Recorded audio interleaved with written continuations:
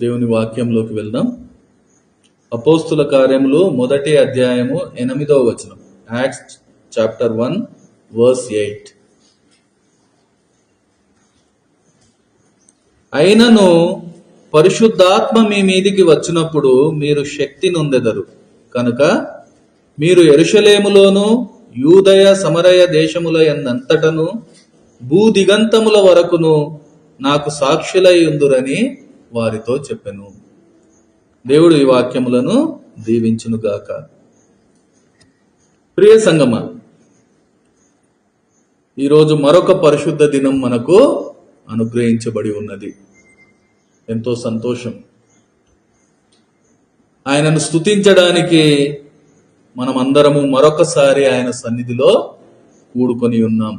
ఇంకా సంతోషం. ఆయనను ఆరాధించడానికి మన హృదయాలను సిద్ధం చేసుకొనుటకు ఆయన పాదాల చెంత చేరి ఉన్నాం. ఇంకా ఇంకా సంతోషం. ఇది మన సంతోషం. ఈరోజు సంగమా, నేను అనుకుంటున్నాను ఇక్కడ చేరిన మనం అందరము ఈ సంతోషంతోటే చేరి ఉన్నామని. ఎంతో సంతోషంగా ఇక్కడ చేరి ఉన్నాం. ఈ సంతోషాన్ని ఇచ్చిన దేవునికి స్తోత్రం. ఈరోజు ఇలా సంతోషంగా ఆయన సన్నిధిలో చేరిన మనకు ఒక ప్రశ్న వినబడుతూ ఉంది.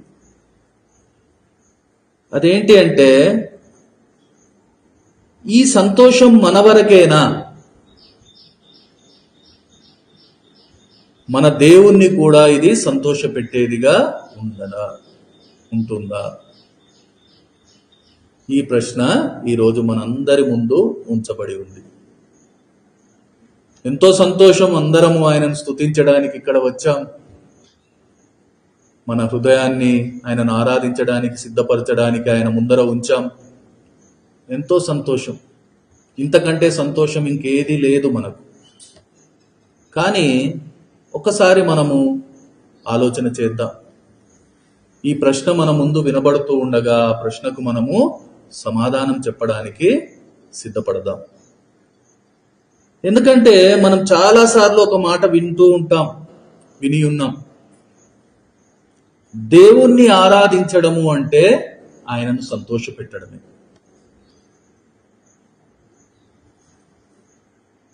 ఇది మనం సంతోషపడితే సరిపోదు. దేవుణ్ణి సంతోష పెట్టడమే నిజమైన ఆరాధన.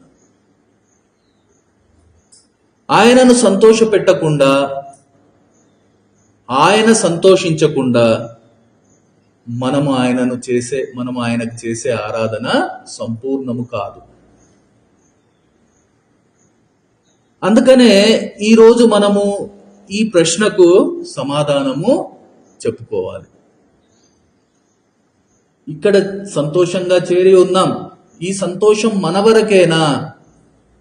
మన దేవుణ్ణి కూడా సంతోష పెట్టేదిగా ఉందా? ఈరోజు వాక్యం ఒక ఆత్మీయ జీవితం నుండి దేవుడు ఏం కోరుకుంటున్నారు, దేనిని బట్టి ఆయన సంతోషించేవానిగా ఉన్నారు అనేది మనకు గుర్తు చేస్తుంది. ఎలాగైతే ఒక తండ్రి తాను కోరుకున్న విధంగా తన పిల్లలు ఉండడం బట్టి నిజంగా సంతోషిస్తాడో, ఎందుకంటే ఒక తండ్రికి అంతకంటే సంతోషం ఏం లేదు. తన పిల్లలు ఎలా ఉండాలి అని ఆయన కోరుకుంటున్నారో అలా తన పిల్లలు ఉన్నప్పుడు ఆ తండ్రికి ఎంతో సంతోషం. అలాగే ఈరోజు మన ఆత్మీయ తండ్రి మనం ఎలా ఉండాలని కోరుకుంటున్నారు. వాక్యం ద్వారా ఆయన తన హృదయాన్ని మన ముందు ఉంచారు, తన ఇష్టాన్ని మన ముందు ఉంచారు, తన ఉద్దేశాన్ని మన ముందు ఉంచారు. అదేంటి అంటే ఆయనకు సాక్ష్యంగా ఉండడం. ఈ లోకంలో ఆయనను చూపించే ఒక సాక్ష్య జీవితం కలిగి ఉండడం. ఇదే ఆయన కోరుకుంటున్నారు ఈరోజు మన నుంచి. అలా జీవించిన వారి వలన నేను సంతోషం పొందుతాను అని మాట్లాడుతూ ఉన్నారు. అదే తనను ఆరాధించడం అని ఈరోజు స్పష్టం చేస్తూ ఉన్నారు. ఆ మాటలే మనం చదువుకొని ఉన్నాం. పరిశుద్ధాత్మ మీ మీదికి వచ్చినప్పుడు మీరు శక్తి నొందెదరు గనక మీరు యెరూషలేములోను యూదయ సమరయ దేశముల యందంతటను భూ దిగంతముల వరకును నాకు సాక్షులై ఉందురని ఆయన మాట్లాడిన మాట మనము చదువుకున్నాం. ఈ మాటల సందర్భం గురించి మనం చూసినట్లయితే, ప్రభు యేసు సిలువలో మరణించి 3వ దినమున సజీవుడై లేచి 40 దినములు తన శిష్యులకు దేవుని రాజ్య విషయాలను బోధిస్తూ ఈ లోకం నుండి ఆరోహణుడై పరలోకమునకు వెళ్ళే ఆ దినము తన శిష్యులతో మాట్లాడిన సందర్భం. మనం చదివిన వచనానికి కొద్దిగా ముందు వచనాలను మనం గమనిస్తే అక్కడ మనకు అర్థమవుతుంది. ఆ అధ్యాయంలో మిగతా వచనాలను మనం చూస్తే మనకు అక్కడ అర్థమవుతుంది. అపోస్తుల కార్యం 1వ అధ్యాయం 3, 4, 5 వచనాలను కూడా మనం చదువుతాం. అక్కడ ఆయన శ్రమ పడిన తరువాత 40 దినముల వరకు వారికి అగుపడుచు దేవుని రాజ్య విషయములను గూర్చి బోధించుచు అనేక ప్రమాణములను చూపి వారికి తన్ను తాను సజీవునిగా కనబరుచుకొనెను. ఆయన వారిని కలుసుకొని ఈలాగూ ఆజ్ఞాపించెను, మీరు యెరూషలేము నుండి వెళ్ళక నా వలన వినిన తండ్రి యొక్క వాగ్దానము కొరకు కనిపెట్టుడి. యోహాను నీళ్లతో బాప్తిస్మం ఇచ్చెను గాని కొద్ది దినములలోగా మీరు పరిశుద్ధాత్మలో బాప్తిస్మము పొందెదరు. ఇక్కడ ఈ మాటలను మనము ఒకసారి ఆలోచన చేయాలి. ఈ మాటల్లో దేవుని ఉద్దేశం దాచబడి ఉంది. అదేంటి అంటే, మీరు యెరూషలేము నుండి వెళ్ళక నా వలన వినిన తండ్రి వాగ్దానం కొరకు కనిపెట్టుకొని ఉండండి. మీరు యోహాను ద్వారా నీటి బాప్తిస్మం పొంది ఉన్నారు, కొన్ని దినాల్లో పరిశుద్ధాత్మలో బాప్తిస్మం పొందుతారు అని చెబుతూ చివర్లో మనం చదువుకున్న మాటను ఆయన మాట్లాడి ఉన్నారు. ఇది శిష్యులతో తాను చివరగా పలికిన మాటలు ఈ లోకం నుంచి ఆయన ఆరోహణుడై వెళ్ళే సమయంలో. ఆయన పిల్లలైన మనందరికి కూడా ఇవి ఒక మార్గదర్శకముగా ఈరోజు మన ముందు ఉంచబడి ఉన్నవి. ఎందుకంటే ఆ మాటలు మన ఆత్మీయ జీవితాన్ని కొనసాగించే ఒక విధానాన్ని మనకు చూపిస్తూ ఉన్నాయి. ఆ మాటలను మనం గమనిస్తే, యెరూషలేములోనే ఉండమని వారితో చెప్పిన మాట, ఇది మన సంఘ సహవాసమును గుర్తు చేస్తుంది. అలాగే వాగ్దానం కొరకు కనిపెట్టుకొని ఉండడం అనే మాట ఆయన 2వ రాకడ యందు నిరీక్షణను మనకు చూపిస్తూ ఉంది. అలాగే బాప్తిస్మము మారిన జీవితాన్ని, దేవునితో సంబంధాన్ని, సహవాసాన్ని గుర్తు చేస్తుంది. ఒక క్రైస్తవ జీవితంలో, ఒక ఆత్మీయ జీవితంలో ఈ 3 ఎంతో ముఖ్యమైనవి. ఇవన్నీ కలిసినదే ఒక సాక్ష్యపు జీవితం. అదే దేవుణ్ణి సంతోషపెట్టే జీవితం. ఆ జీవితమే దేవుణ్ణి నిజంగా ఆరాధిస్తుంది. ఈరోజు అనేక ఆత్మీయ జీవితాలు ఈ అనుభవానికి దూరంగా ఉంటున్నాయని చెప్పవలసి రావడం ఎంతో బాధపడే ఒక విషయం.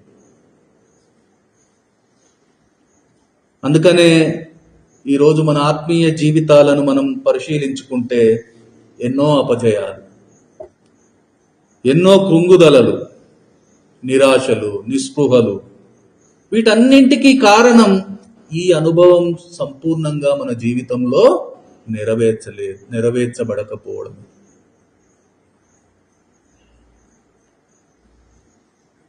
మనం బాప్తిస్మం ఇచ్చే యోహాను మాటల్లో చూస్తే, మత్తయి సువార్త 3:11, మాథ్యూ 3:11, మారు మనస్సు నిమిత్తము నేను నీళ్లలో మీకు బాప్తిస్మం ఇచ్చుచున్నాను, అయితే నా వెనుక వచ్చుచున్నవాడు నాకంటే శక్తిమంతుడు, ఆయన చెప్పులు మోయుటకైనను నేను పాత్రుడను కాను, ఆయన పరిశుద్ధాత్మలోను అగ్నితోనూ మీకు బాప్తిస్మం ఇచ్చును. దేవుని రక్షణ కార్యంలోని అత్యున్నతమైన స్థితిని వాక్యం చూపెడుతూ ఉంది. అది పరిశుద్ధాత్మచే నింపబడే అనుభవం. రక్షణ అనుభవంలో 2 స్థాయిలను మనం చూస్తున్నాం. ఒకటి నీటి బాప్తిసం అయితే, రెండవది పరిశుద్ధాత్మ బాప్తిసం. ఈ 2 అనుభవాల సంపూర్ణతయే రక్షణ అనుభవం. ఈరోజు అనేక మంది ఈ పరిపూర్ణత, ఈ సంపూర్ణత పొందలేని స్థితిలో ఉంటూ ఉన్నారు. ఈరోజు అనేక సంఘాలలో, అనేక జీవితాలలో ఈ స్థితి మనకు కనబడుతూ ఉంది. ఇదే పరిస్థితి మనం వాక్యంలో కూడా చూస్తాం. అపోస్తుల కార్యము 19వ అధ్యాయము మొదటి 6 వచనాలను మనం చూస్తే, యాక్ట్స్ 19 1 to 6 verses. అపోల్లో కొరింథులోనున్నప్పుడు జరిగినదేమనగా, పౌలు ప్రదేశంలో సంచరించి ఎఫెసునకు వచ్చి కొందరు శిష్యులను చూచి, మీరు విశ్వసించినప్పుడు పరిశుద్ధాత్మను పొందితిరా అని వారిని అడగగా, వారు పరిశుద్ధాత్ముడు ఉన్నాడన్న సంగతియే మేం వినలేదని చెప్పిరి. అప్పుడు అతడు, అలాగైతే మీరు దేనిని బట్టి బాప్తిస్మం పొందితిరని అడగగా, వారు యోహాను బాప్తిస్మమును బట్టి అని చెప్పిరి. అందుకు పౌలు, యోహాను తన వెనుక వచ్చువాని యందు అనగా యేసునందు విశ్వాసం ఉంచవలెనని ప్రజలతో చెప్పుచూ మారు మనసు విషయమైన బాప్తిస్మం ఇచ్చెనని చెప్పెను. వారు ఆ మాటలు విని ప్రభువైన యేసు నామమున బాప్తిస్మము పొందిరి. తరువాత పౌలు వారి మీద చేతులుంచగా పరిశుద్ధాత్మ వారి మీదికి వచ్చెను. అప్పుడు వారు భాషలతో మాట్లాడుటకు, ప్రవచించుటకు మొదలుపెట్టిరి. ఆ రోజే కాదు, ఈ రోజు కూడా ఆ అనుభవానికి దూరంగా ఉంటున్న ఆత్మీయ స్థితిని దేవుడు గమనిస్తూ ఉన్నారు. అందుకనే ఈరోజు ఈ విషయాలను గుర్తు చేస్తూ ఉన్నారు. సంగమా, అందుకే పరిశుద్ధాత్మచే నింపబడి దాని ద్వారా శక్తిని పొందే స్థితిని చూపిస్తూ ఉన్నారు. ఎందుకంటే ఆ శక్తి మనకు లేదంటే మనం ఆయనకు సాక్ష్యంగా జీవించలేం. అలా జీవించలేని పరిస్థితి ఏ రోజు ఆయనను సంతోషపెట్టలేదు, ఏ రోజు నిజంగా ఆయనను ఆరాధించలేదు. ఇక్కడ ఇంకొక విషయం మనం గమనించాలి, గ్రహించాలి. దేవునికి సాక్ష్యంగా జీవించడం అంటే ఇది మాటలతో అయ్యేది కాదు, మాటలు చెప్తే సరిపోయేది కాదు. ఇది చేతలు కావాలి, క్రియల్లో కనబడాలి. ఎందుకంటే మాటలు చెప్పే వారు అనేకం మన ముందు ఉంటూ ఉంటారు, కానీ వారి జీవితంలో ఏ క్రియ కనబడదు.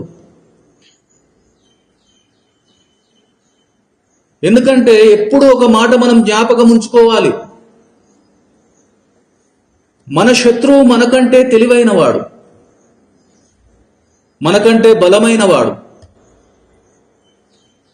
మనం మాటలతో వారిని భయపెట్టలేము, భ్రమ పెట్టలేము. ఇది మనం ఎప్పుడు జ్ఞాపకం ఉంచుకోవాలి. ఒకవేళ అలాంటి ప్రయత్నం చేస్తే మనమే మోసపోతున్నాం. వానితో పోరాడాలి, వానిని ఎదిరించాలి, వాన్ని అన్ని విధాలుగా ఎదుర్కోవాలి. ఇది చేయాలి, ఇది తప్పదు. నువ్వు నిజంగా ఒక ఆత్మీయ జీవితాన్ని, ఒక క్రైస్తవ జీవితాన్ని సంపూర్ణంగా అనుభవించాలంటే ఈ పని చేయకుండా నువ్వు అది సాధించలేవు. కానీ అందుకు మన శక్తి సరిపోదు. ఎందుకంటే వాడు మనకంటే శక్తిమంతుడు, వాడు మనకంటే బుద్ధిమంతుడు. వాణ్ణి ఓడించగలిగేది దేవుని శక్తి మాత్రమే. ఆ శక్తి మనకు కావాలంటే, మనలో రావాలంటే పరిశుద్ధాత్మ దేవుడు మన జీవితంలో ఉండాలి, మన జీవితంలో రావాలి. ఆ పరిశుద్ధాత్మచే మనం నింపబడాలి. అప్పుడు మాత్రమే మనం ఆయన శక్తిని పొందుకుంటాం. ఆ శక్తి ద్వారా మాత్రమే సాతానును సమర్థవంతంగా ఎదుర్కొని విజయాన్ని పొందగలుగుతాం. ఆ విజయమే ఆయనకు సాక్షులుగా మనల్ని నిలబెడుతుంది. ఇది మన జీవితంలో సంపూర్ణంగా కనబడడం లేదు. అందుకనే ఇంకా మన జీవితంలో అపజయాలు, ఇంకా మన జీవితంలో అవమానాలు. సంగమా, ఈరోజు మనందరి ఆత్మీయ జీవితంలో ఆ పరిశుద్ధాత్మ శక్తిని అనుభవిస్తూ ఉన్నామా? ఆ అనుభవాన్ని మన జీవితం ద్వారా చూపించగలుగుతూ ఉన్నామా?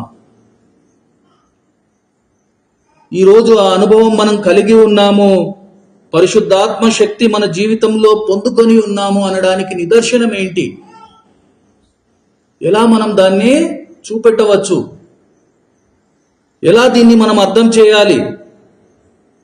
ఇవన్నీ ఈరోజు మన ఆత్మీయ జీవితంలో మన ముందున్న ప్రశ్నలు.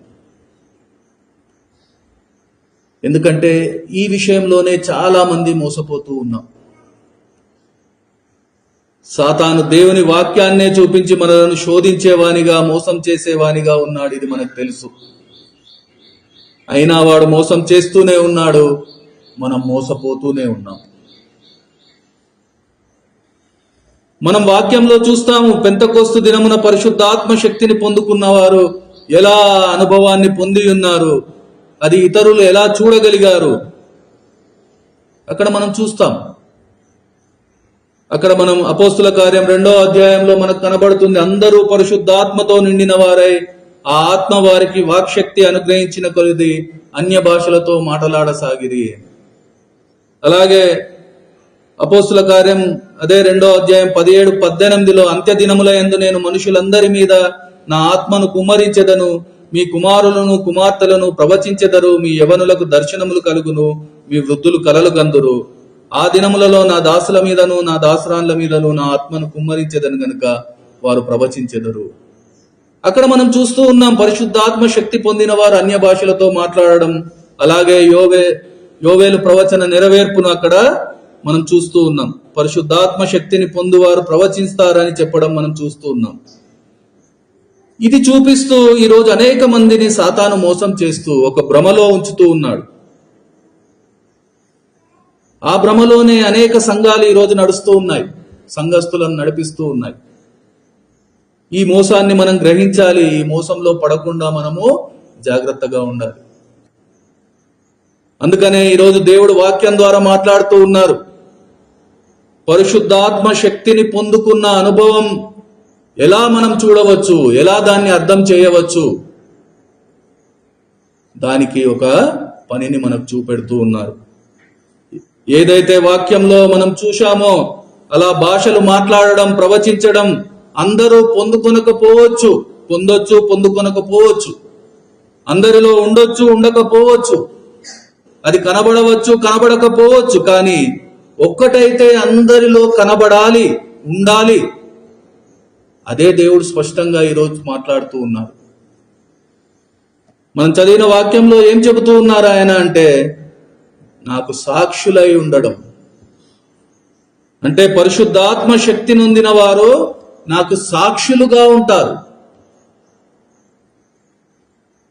ఆ సాక్షి జీవితమే ఈరోజు మనం పరిశుద్ధాత్మను పొందుకున్నాము, అనుభవిస్తూ ఉన్నాము అనడానికి నిదర్శనం. అదే మన పరిశుద్ధాత్మ అనుభవాన్ని ఇతరులకు చూపిస్తుంది. అదే మన జీవితం ద్వారా దేవుణ్ణి ఇతరులకు పరిచయం చేస్తుంది. ఇది ఈరోజు మనము అర్థం చేద్దాం. అంతేకాదు, ఈ సాక్ష్యం ఎక్కడ నుండి ఎక్కడి వరకు అనేది కూడా దేవుడు మాట్లాడుతూ ఉన్నారు. యెరూషలేములోను యూదయ సమరయ దేశముల యందంతటను భూ దిగంతముల వరకును. అంటే మొదట సంఘంలో కనబడాలి, ఆ తర్వాత బయట, ఆ తర్వాత లోకమంతా. ఇంకా దీన్ని మనం సూక్ష్మంగా ఆలోచిస్తే ఈ సాక్ష్యం మన కుటుంబాలలో మొదలవ్వాలి, మన కుటుంబాలలో కనబడాలి. ఈరోజు అది కనబడడం లేదు, అందుకనే మన కుటుంబాలు విచ్ఛిన్నమవుతున్నాయి. కుటుంబంలో ఉండేవారు తలా ఒక దారిలో నడుస్తూ ఉన్నారు. మన కుటుంబం అది చూడగలగాలి, మన సాక్ష్యాన్ని మన కుటుంబం చూడగలగాలి. దానికి కారణమైన దేవుని శక్తిని వాళ్ళు అర్థం చేయాలి. ఆ సాక్ష్యం చూసి మన కుటుంబం మారాలి.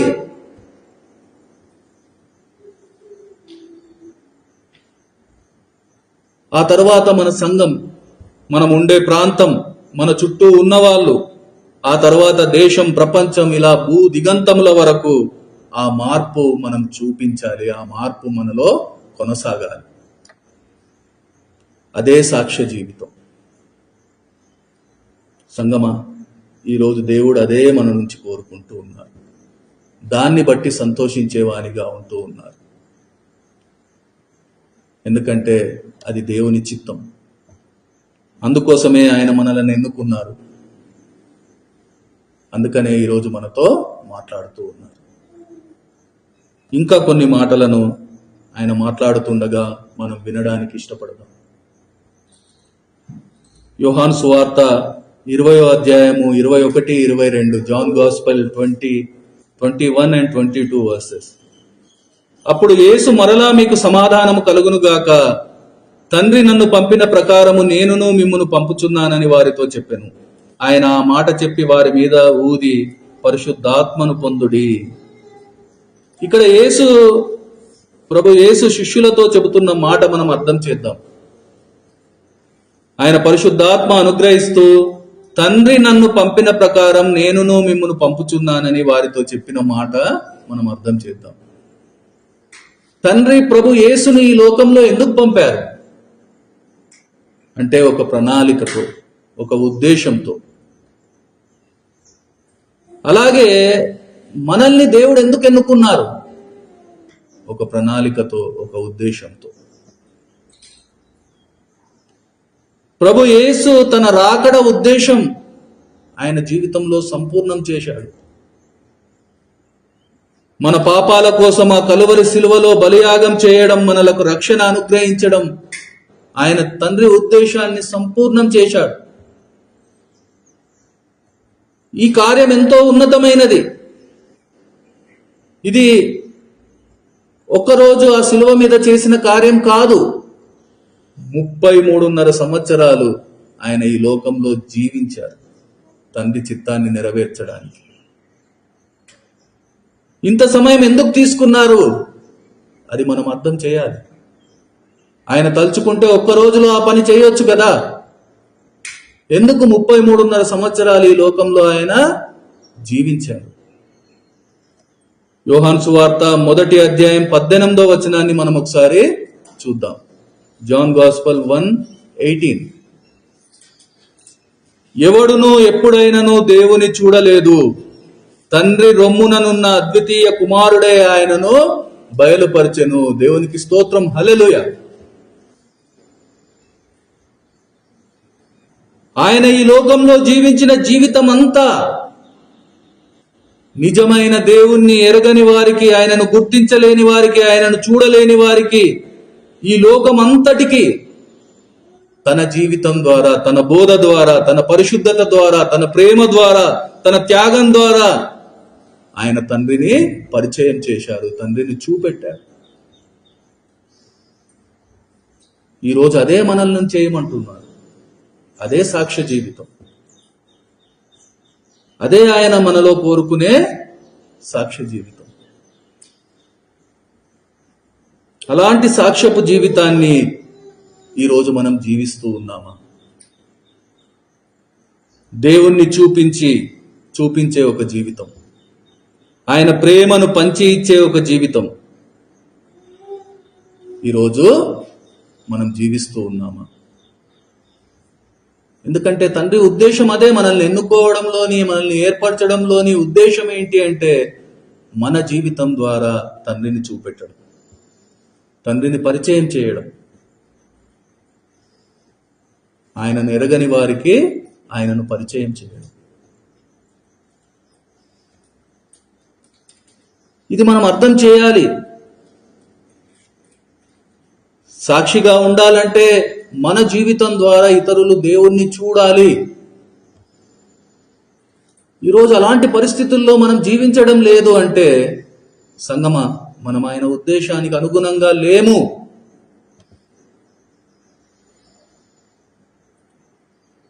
ఆయన ప్రణాళికలో మనం లేము.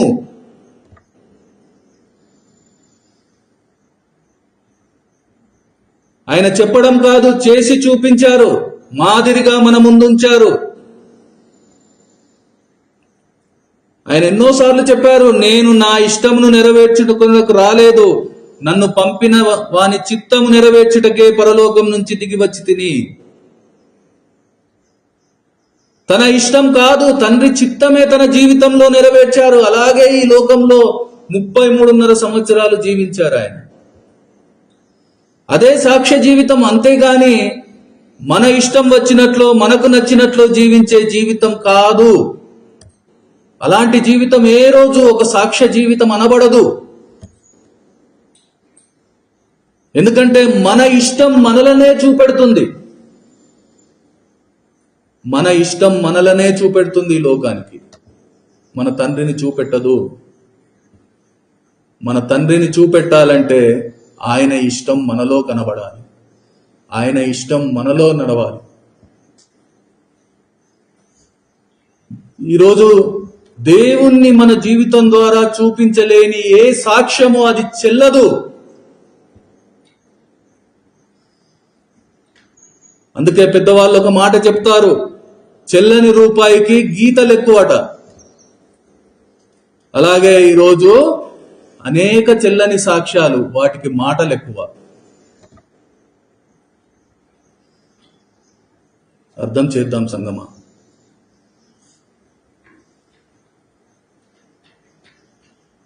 ఇంకా మనం చూస్తే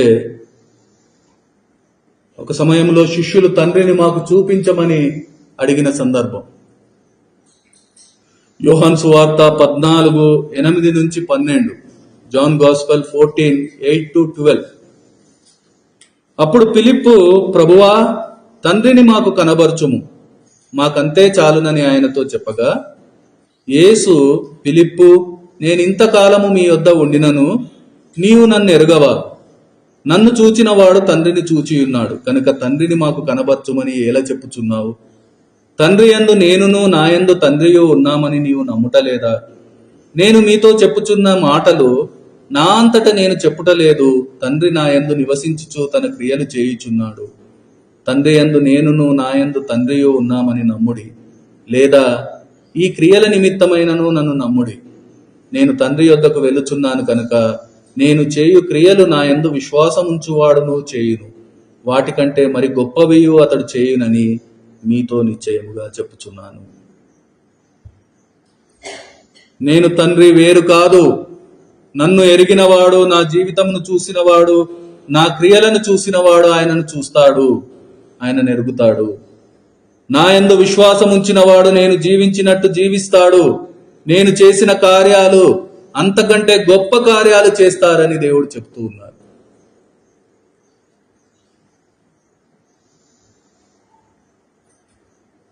మనం దేవుణ్ణి చూపించేది మాటలు మాత్రం చెప్పే జీవితం ద్వారా కాదు, కార్యాలు చేసే జీవితం, దేవుని పక్షంలో నిర్ణయాలు చేసే జీవితం, ఆయనతో నిజంగా నడిచే జీవితం. అదే దేవుణ్ణి చూపించే ఒక జీవితం, అదే సాక్ష్యపు జీవితం.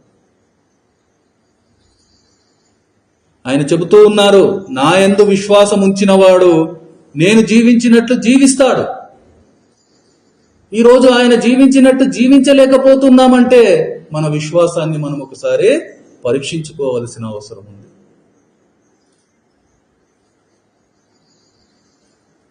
అలాగే ఇంకా మనం చూస్తే ప్రభు యేసు జీవితంలో 2 పరిస్థితులు మనము చూడవచ్చు, అంటే మనకు కనబడుతూ ఉన్నాయి బైబిల్లో. ఆయన ఈ లోకం ఎదుట జీవించిన జీవితంలో మొదట్లో ఒక మాట మనం చూద్దాం. అది ఎక్కడ అంటే లూకా సువార్త 2:49, లూక్ గాస్పెల్ 2:49. అక్కడ మనకేం కనబడుతుందంటే ఆయన చిన్నతనంలో ఉండే సందర్భం. ఆయన, మీరేల నన్ను వెతుకుచుంటిరి, నేను నా తండ్రి పనుల మీద ఉండవలనని మీరెరగరా అని వారితో చెప్పాను. ఈ సందర్భం మనకు తెలుసు. అక్కడ ఆయన చెబుతూ ఉన్నారు, మీరెందుకు నన్ను వెతుకుతూ ఉన్నారు? నేను నా తండ్రి పనుల మీద ఉండవలనని మీరు ఎరగరా? అలాగే ఆయన ఈ లోకపు జీవితంలో చివరి సమయంలో ఒక మాట కూడా మనం చూద్దాం. లూకా 22:42, లూక్ 22:42. తండ్రి, ఈ గిన్నె నా యొద్ద నుండి నీ చిత్తమైతే తొలగించుము, అయినను నా ఇష్టము కాదు నీ చిత్తమే సిద్ధించునుగాక. ఆయన జీవితం మన కళ్ళ ముందు చూపిస్తూ ఉన్నారు. 12 సంవత్సరాల పిల్లవానిగా ఉన్నప్పుడు ఆయనకున్న స్పష్టత, తండ్రి ఉద్దేశం ఏంటి ఆయనకు స్పష్టత ఉంది, తండ్రి చిత్తం ఏంటి ఆయనకు స్పష్టత ఉంది, తండ్రి ప్రణాళిక ఏంటి ఆయనకు స్పష్టత ఉంది. తన చివరి సమయం ఆ గెస్సెమనే తోటలో కూడా అదే స్పష్టత కలిగి ఉన్న జీవితం ఆయన జీవించి ఉన్నారు. అందుకనే ఇదిగో నీవిచ్చిన పని సమాప్తమైందని తల వంచి ఆత్మను అప్పగించగలిగారు. ఈరోజు మన జీవితాలలో ఆ స్పష్టత ఉందా?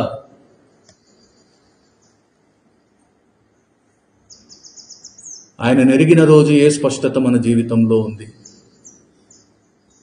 ఈరోజు ఏ స్పష్టత కనబడుతూ ఉంది? ఒక్కసారి మనము ఆలోచన చేద్దాం సంగమా. తండ్రి చిత్తం ప్రకారం జీవించడమే తండ్రిని చూపించే జీవితం. ఆ స్పష్టత కలిగిన జీవితమే నిజమైన సాక్ష్యపు జీవితం.